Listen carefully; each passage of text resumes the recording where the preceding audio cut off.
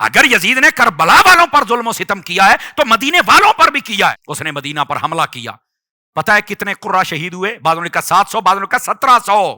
اور پتہ ہے کتنی کواری عورتوں کے ساتھ بدکاری کی گئی؟ یہ بھی تو بتاؤ نا.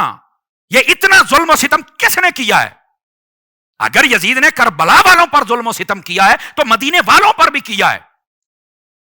اور یہ مدینے والوں کا قصور کیا تھا؟ یہ حسین کے ساتھ کھڑے ہو گئے, امام پاک کے مشن کے ساتھ کھڑے ہو گئے. تو اگر کوئی کہے کہ پہلے کیوں ہو بھائی, پہلے یہ ماحول نہیں تھا, امام حسین نے نہیں بتایا تھا, امام حسین جنگ کے لیے نہیں گئے تھے, وہ صرف خطوط تھے جن کا جواب دینے گئے تھے. خدارا ان باتوں کو سمجھو. اس نے مدینہ شریف 3 دن کے لیے کہا تمہارے لیے حلال ہے. لوٹ مار کر لی گئی, ہر چیز کی قتل و غارت کی گئی وہاں پر. تو کیا یہ صحابہ کرام کا کردار نہیں ہے؟ کیا انہوں نے امام حسین کا یہاں پر ساتھ نہیں دیا؟ وہ جب پتہ چلنا تھا تو تب بھی ہونا تھا نا. اب یہ ہیں اصل حقائق جن کو لوگ چھپاتے ہیں اور بات واضح نہیں کرتے. نہیں میرے عزیز, ایسی کوئی بات نہیں. اور میں اگلی بات بھی آپ کو بتاؤں, جب انہوں نے مکے پر حملہ کیا تو آپ کو پتہ ہے یہ بات بڑی سننے والی ہے, مکے پر جب حملہ کیا حضرت عبداللہ بن زبیر, ان کو جب قتل کیا, شہید کیا, 40 دن تک خانہ کعبہ کے ساتھ آپ کی لاش کو لٹکا کے کھڑا کیا گیا تھا. حضرت جی خدا کے لیے صحابہ کرام کے اس کردار کو واضح کیا جائے.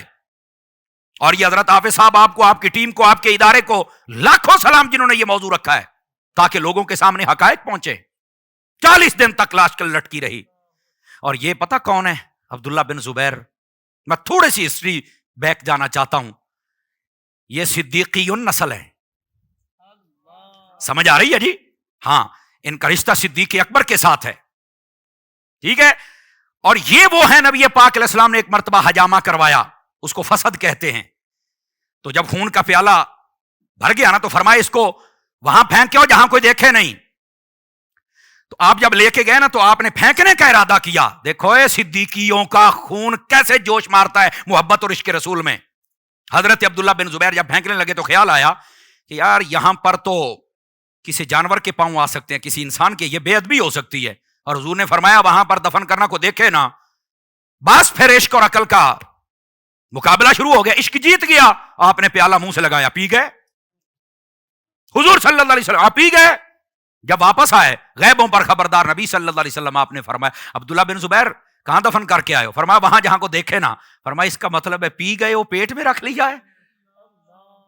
کسی کا پاؤں بھی نہیں آ سکتا, اس کا مطلب پیٹ میں رکھ دیا ہے. کہا بالکل.